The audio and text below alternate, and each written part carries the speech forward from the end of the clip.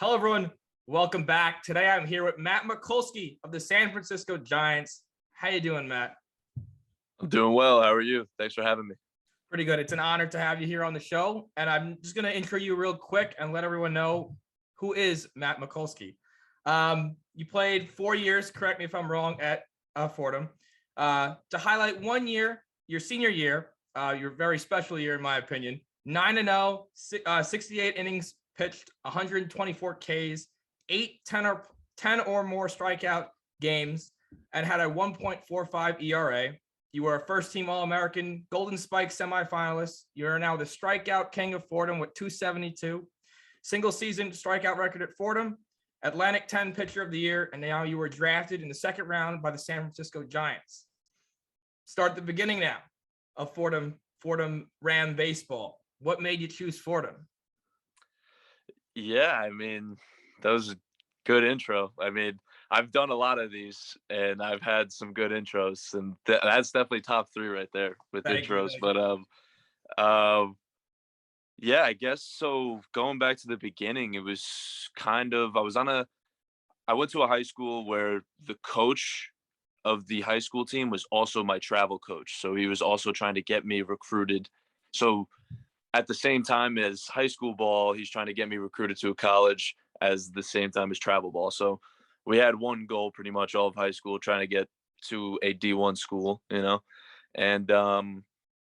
went to showcases, stuff like that. And most of my offers were small Northeast offers. So I had St. John's, Stony Brook, Siena, teams like that were on the table for sure, like a Villanova.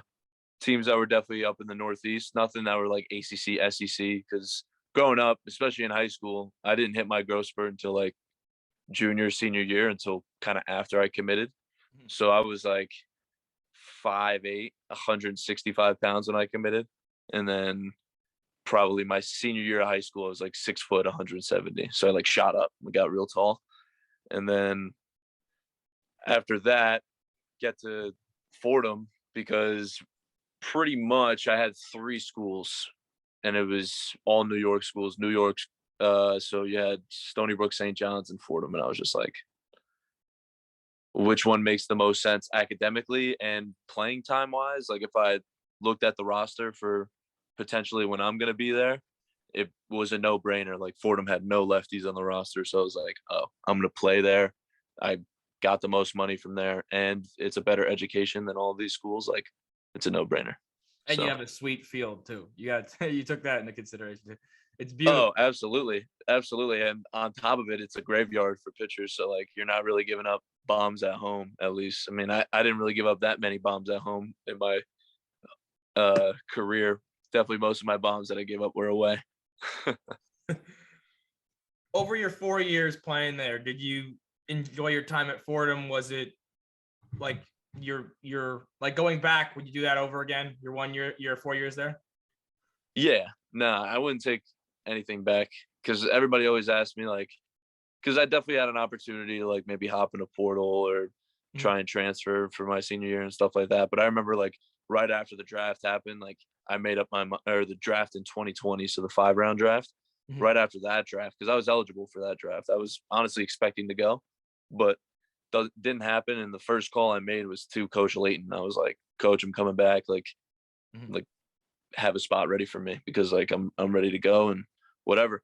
But yeah, there was never any consideration of going to a different school or anything like that. Like if I picked a school, I'm sticking with it, especially the academic side to it too. Like I wasn't going to go to Fordham for 3 years and then just like transfer the last year. That wouldn't make sense, So I was just like, I'm going there for 1 more year, sticking it out. And then I kind of planned it like as it's going to be my last year. Like this is going to be my last year of baseball, and we'll see what happens. And, I ended up having a great year, and everything else, like you said, happened. And, going to the second round is something special. Not a lot of people from Fordham do that, but it's definitely special. And I'm honored to like have my name in the history books and stuff like that at Fordham, so. You were unanimous A10 pitcher of the year. So like, of course, you left it all on the line your senior year. And I again, it was amazing to watch you pitch. I watched some of your games. It was awesome. It was awesome. Thank you. Thank you very much. What was your fondest memory at Fordham? If you had to choose one. Well, yeah, I mean, when I get this question, I usually get a couple, but like I start with like my freshman year, Wofford, like my first appearance, went out there, did real well, and then so that kind of like started the career, started the confidence, whatever. Then fast forward to sophomore year, obviously winning the A10, starting in the championship game was like a memory that I'm never gonna forget. So that's another memory. Then going out to West Virginia, pitching against West Virginia, was like the number 15, 14 team in the country that year, pitching well. That's a great memory as well. Also, like the start of that year, I started at Texas A&M. There's like 7,000 fans there. But I would say the best memory I have is probably like the last game I ever pitched at Fordham, just because it's pretty like sentimental, like your last amateur baseball game, you know. You want to go out on a high note, which I went on a pretty high note. Gave up a bomb in the first inning, but it went out on a pretty high note and ended up breaking two of the records. And, you know, that's something that they can never take away from me. That's something my name will be there forever. And, you know, it's pretty cool, definitely to think about. Like you said, it's etched in the record books forever now. And you ended up going in the second round of the 2021 Major League Draft. What was your emotions like going into it? Because after a season like you had, there's no way you weren't getting at least drafted. So what were your emotions like that day? Who were you with?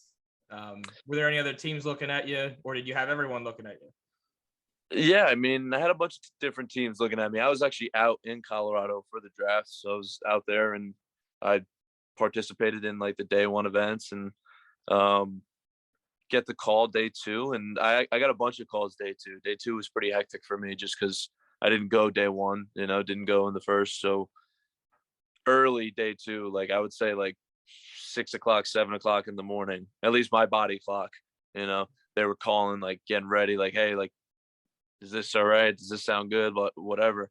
And I didn't really know going into the second round what was going to happen. And then I got a couple phone calls here and there. And then they ended up going with a different guy or something like that, a certain team with a different guy, and then ended up falling with a really great organization. And I'm grateful for it. You know, the Giants have looked out for me, and I'm ready to work hard for them, you know, and I'm excited just to keep meeting new people. It seems like each person that I meet in the org is just like a great person, like at heart. And I'm excited to keep meeting new people for sure. Awesome. That draft day out in Colorado, you said you were actually out there for the events. What was that like? Did you know any of the other players out there, like personally, like were like your friends, or are you just meeting new people out there? Yeah. So the way it was set up, a lot of people don't know this, but me and Henry Davis, we actually played on the same, like, I wouldn't say little league, but kind of travel team that you play like on the 50-70 diamond, not like the 45-60, but like the one right in between. So we played on that diamond together on this team, and we are both from Westchester, New York. So like we both played on this team together, and we were on the team probably for like 3 years. And then we kind of both went our separate ways.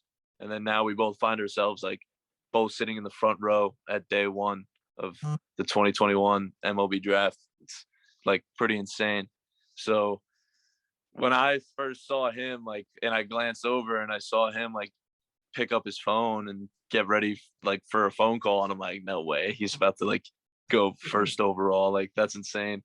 And then he looked at his mom and dad, and like gave him like the number one, and I was just like, wow, that's insane. And I looked at him, I was like, good for you. Like, I just gave him like a thumbs up. I was real happy for him, just because it's crazy to see like two kids who are on the same team who used to go to like tiny little tournaments, like baseball heaven tournaments, or like even Diamond Nation tournaments, that are both at the MLB draft. You know, it's crazy. But, yeah, I mean, he's legit. He drops. No, he's a stud. He had like one. Man. What was that? He had like 2 games without a hit last year, and I'm like, this.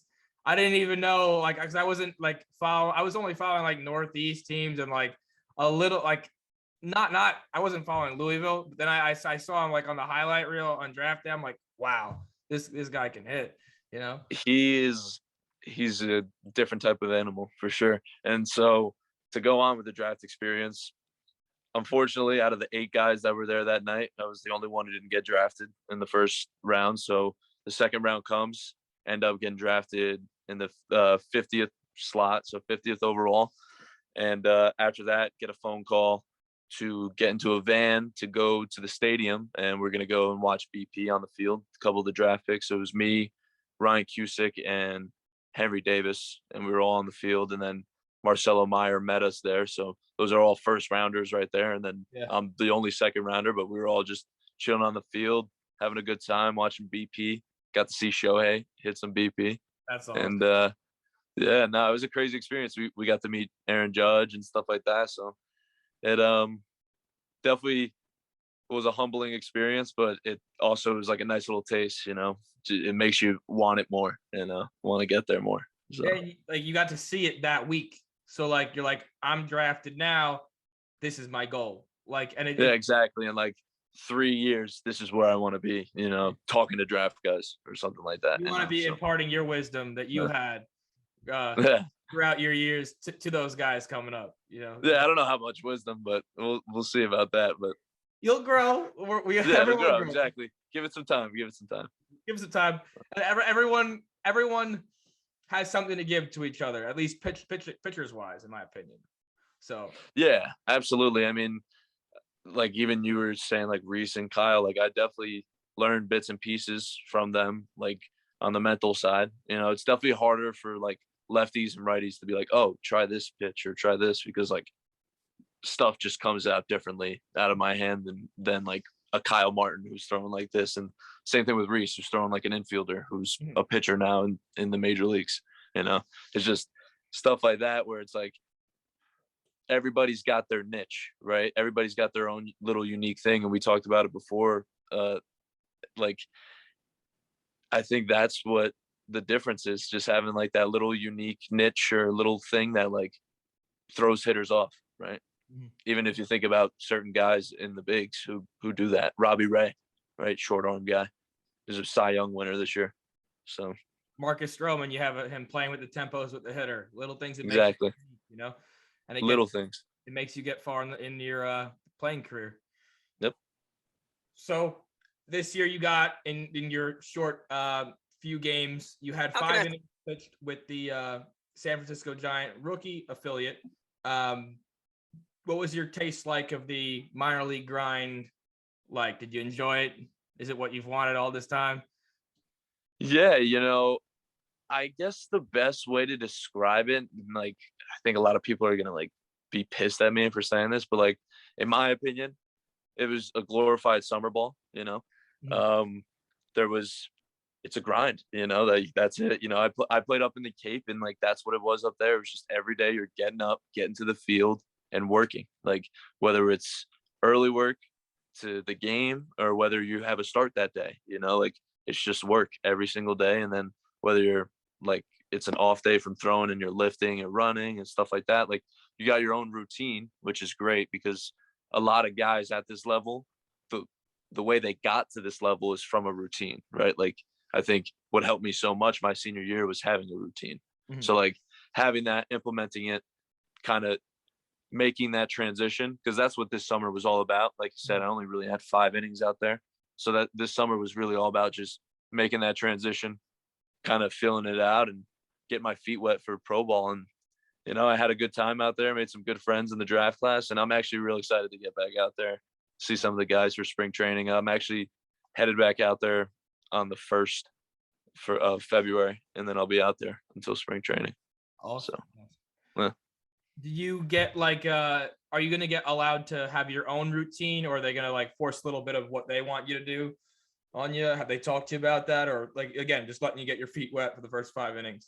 Yeah. I mean, when I was out there, they liked that I had my own routine, and I think organizations in general appreciate that when a guy kind of has like his stuff together, it's just like, this is what I need to do in order to get myself ready. This is it. And like everybody there has their own routine. And I think like what certain organizations make them successful is just letting them do what they need to do in order to get there. Right. So instead of pushing stuff on them and stuff like that, I think it's good to like show stuff to people. Like I've had multiple different college coaches who showed me multiple different things, and all of them were very passive coaches. They never pushed anything onto you. So it was very like, hey, you could use the drive line balls, or you could use the wrist weights, or you could use this, like more so options rather than like pushing stuff onto you.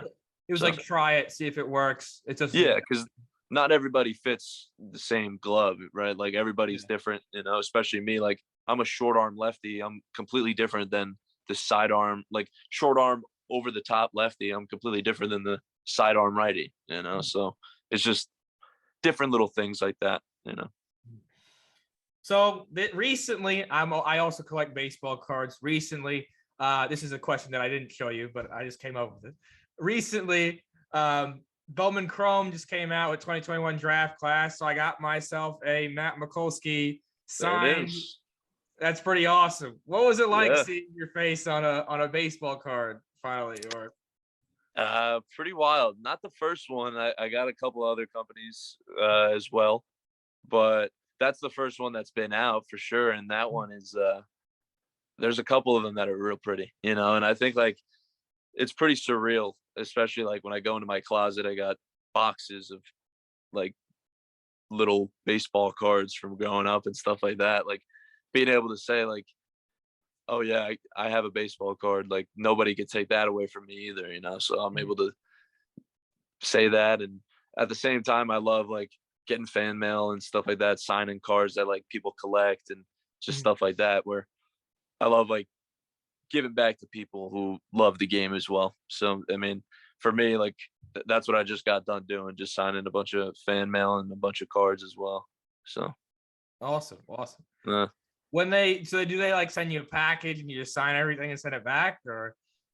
yeah, I mean, it's pretty simple. Like it's pretty self-explanatory, like what everybody would think. Like just here's a box of cards, sign them, send them back. It's as simple as that. And like, yeah, it's just like be delicate with the cards, stuff like that. And that's what I do. And I kind of just treat it like a job, like get my work done for the day, whether it's a workout and throw and run. And then after that, get like however many cards done for the day.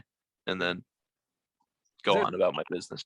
There's a No. lot. No, yeah. I mean, especially Bowman. Bowman sent me a good amount. I mean, like at least a couple of these other card companies like split it up a little bit, like from like, all right, we'll send you half here and then half then.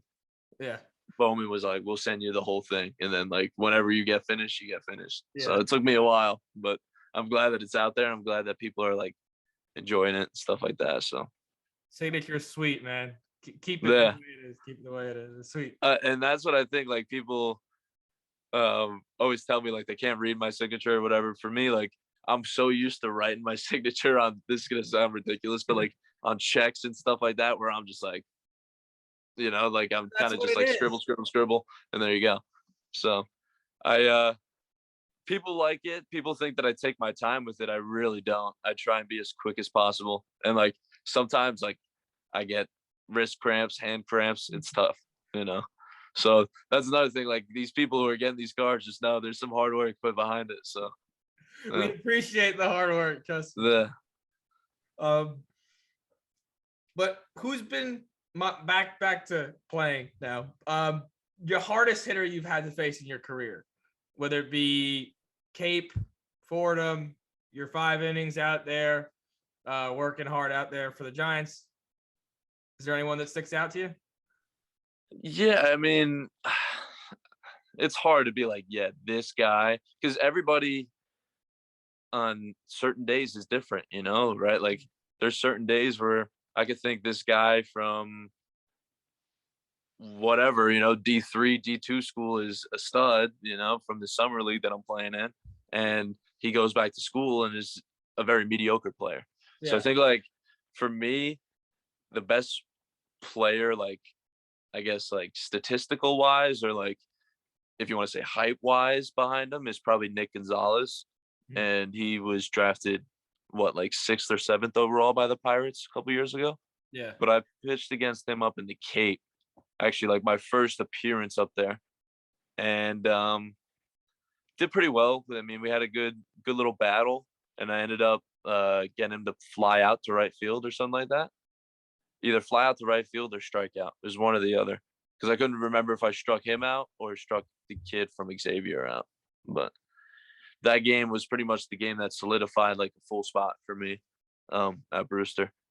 So, yeah. I've got 6 fun questions for you now. We'll wrap Let's hear it. if we can. Favorite MLB player growing up and favorite team?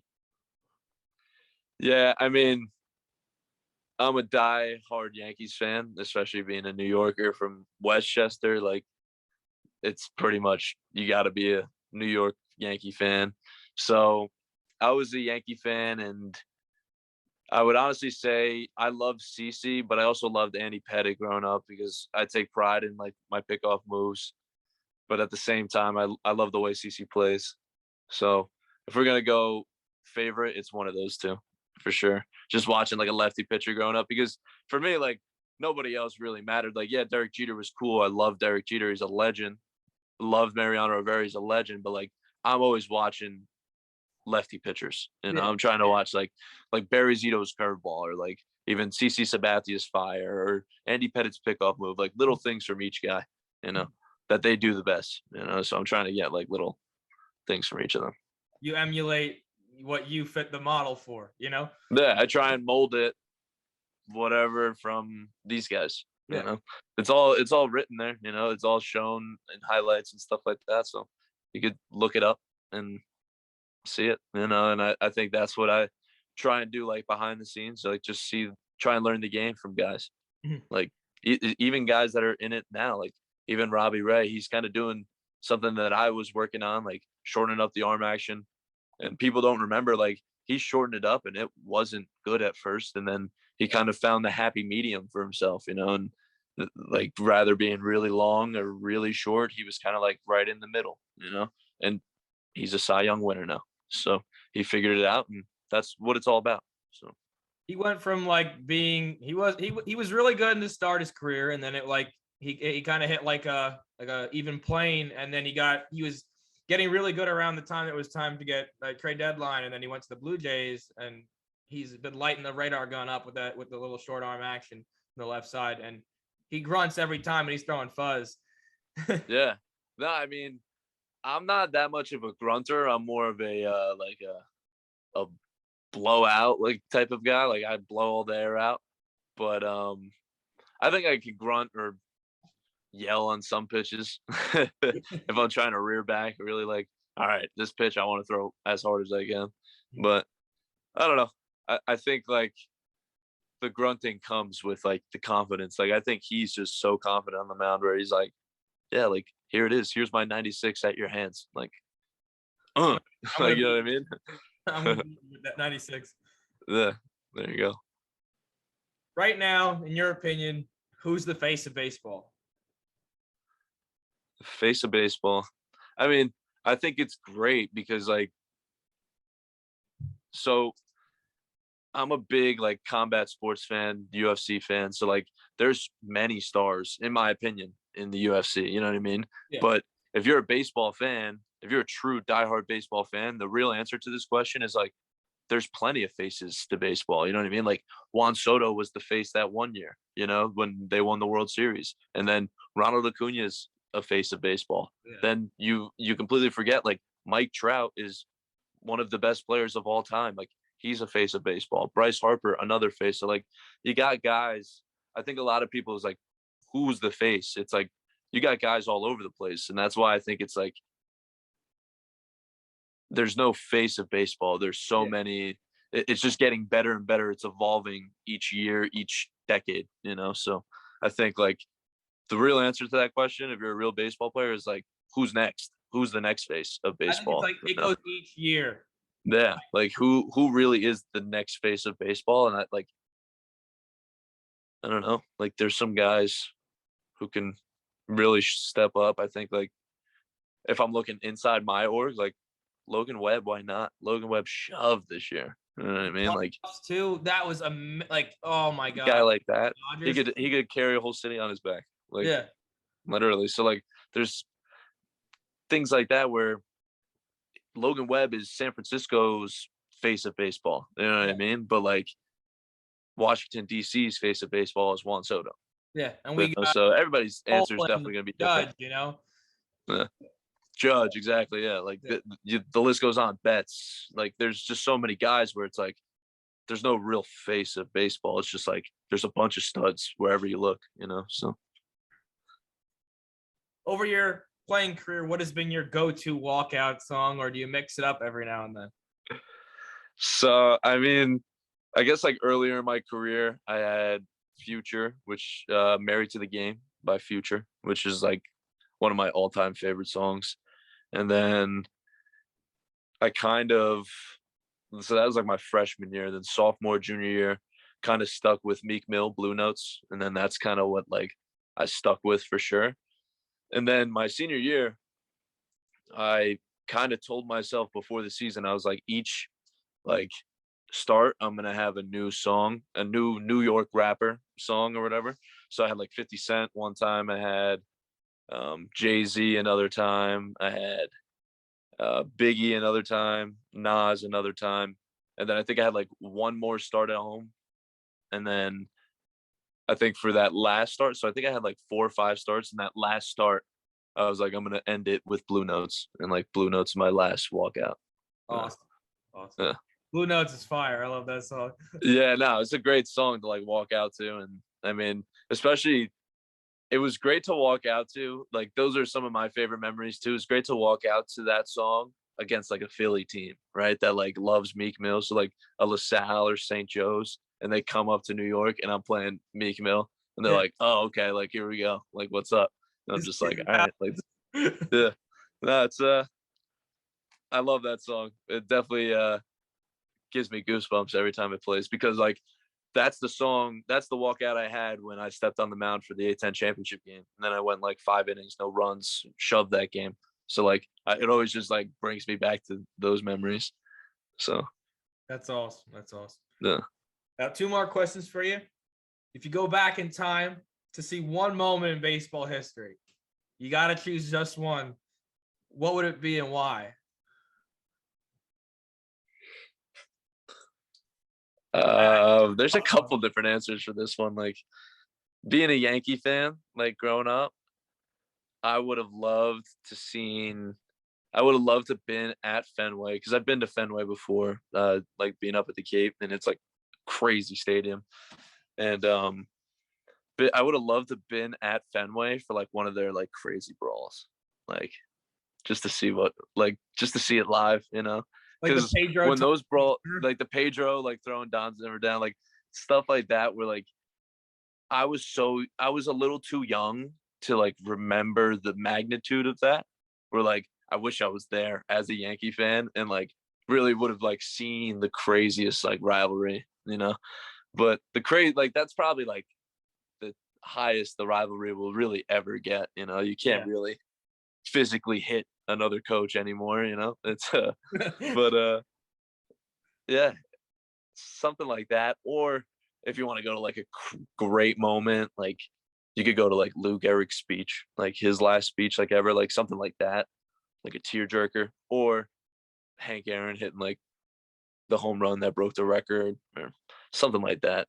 Barry Bonds hitting the home run because that's at San Fran at Oracle now, but it was like it was Bell Park back then. But yeah, no, there's definitely a lot of moments you could go to. Awesome. Those are I would have gone back to one of the home run games, or I go back to the when A-Rod and Veritek went at it behind home plate. Something like that, yeah. Like even a game like that, like I just would have loved, especially being a diehard Yankees fan growing up. I know my kid self would have loved to have been at a game where like tensions were just like high, like each pitch mattered. Yeah, and like it's just like games like that, especially because I've pitched in so many games like that in college where like I would have just loved to like sit back and watch and analyze, you know. But pretty cool. That's a good question. I've never gotten a question like that before. So I do a little research, I think a little bit before I interview my here, so. That was good. That was good. And last question, best piece of advice you can give to someone chasing their dreams, whether it be to go to a Division I college, sign pro ball, or even get drafted? What would you say to them? Yeah, I mean, I think I've said this before.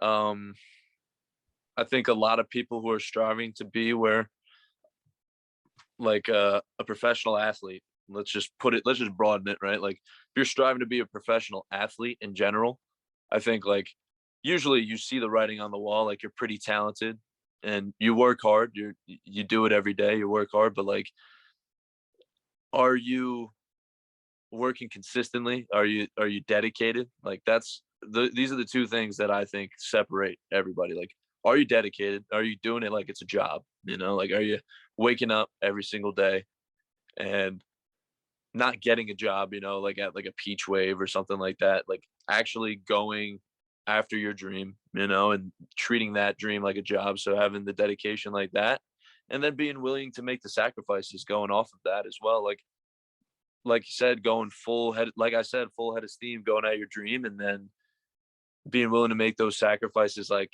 being willing to miss a family vacation here, or to go to a baseball tournament, or go to a baseball lesson instead of going to hang out with your friends at the beach, or going to a baseball tournament instead of going to your brother's birthday party. You know what I mean? Because like even my birthday, like my birthday's in May. That's smack in the middle of the season. Like there's plenty of times where like I've pitched on my birthday, or like I was supposed to pitch on my birthday, or like I pitched the day after my birthday or something like that. Same thing. My brother's birthday is in June. That's in the middle of the season. Like I'm not celebrating that. It's what it is. But You're this mentally is my prepping life. for the next game or recovering from that game. Exactly. Like this is my life. I gotta do what I gotta do. And I think that's what I tell young kids. Like, we know you got talent. We know you work hard. Like nobody's taking that away from you. Keep doing those two things, but like dedicate yourself. Like, are you working hard every single day? Are you going to the gym every single day? Are you going and throwing every single day? Whatever your job is, And then on top of it, are you willing to sacrifice?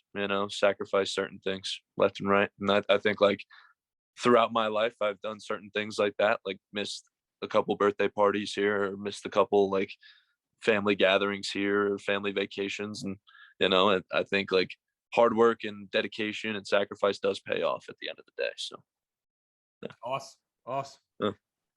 Thank you so much for joining me today, Matt. It's Yeah, an honor absolutely.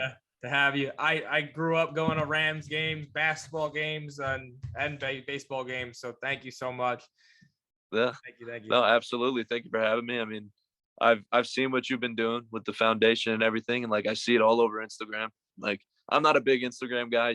You even saw my Instagram. I don't got the blue check yet and stuff like that. But like Soon. Don't worry. Yeah, soon. I'm patient with that stuff. I don't really care. But I think it's really special with what you're doing. Especially with how young you are, and like I think like kind of what I was saying, like you're dedicated to what you got going on, and I think I admire that in people, and I think like it's something that I could put into my work every single day. Thank you so much, man. It's an honor. Absolutely. Hopefully Absolutely. one day I'll be coming to watch you play. All right. Yeah, absolutely. From your lips to God's ears, please. Oh, yeah. All right, everyone. Thank you so much for joining us on another episode. We will see y'all all in the next one. Later.